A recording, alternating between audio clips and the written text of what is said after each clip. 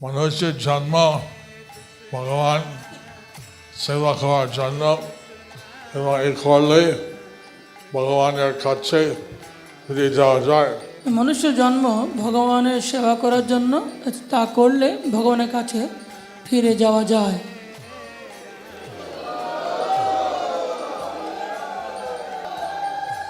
সনাতন গোস্বামী যখন প্রধানমন্ত্রী হুসেন শাহ বাদশাহ সম্রাট, তখন তিনি চৈতন্যদেবের কাছে বলছিলেন, লোক বলে আমি পণ্ডিত, কিন্তু আমি জানি না আমি কে। সনাতন গোস্বামী উনি যখন হুসেন শাহ বাদশাহ, উনি তখন ছিলেন ওনার মন্ত্রী পণ্ডিত, তো উনি মহাপ্রভুকে বলছেন, লোকে বলে আমি পণ্ডিত, কিন্তু আমি জানি না আমি কে, সেহেতু আমি মূর্খ, সেহেতু আমি মূর্খ। আমি বলুন আমি কে। আপনি বলুন আমি কে। আর চৈতন্যদেব বলছিলেন, চৈতন্যদেব বলছিলেন, জীবের স্বরূপ হয় নিত্য কৃষ্ণ দাস, জীবের স্বরূপ হয় নিত্য কৃষ্ণ দাস।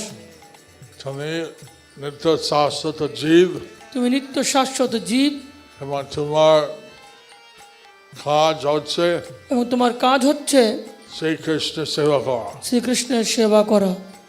এখন অনেক লোক আছেন যে ওরা মনে করে ইন্ডিয়া সেবা করা হচ্ছে জীবনের উদ্দেশ্য।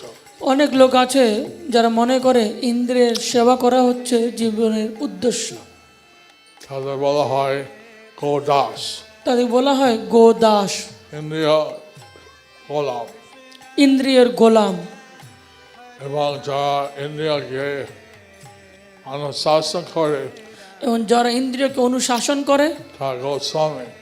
তাদেরকে বলা হয় গোস্বামী।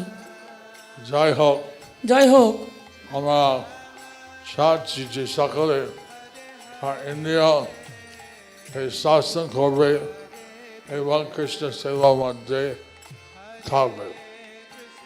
আমরা চাচ্ছি যে আপনারা কৃষ্ণের সেবা থাকবে, ইন্দ্রিয় সংযম করবে।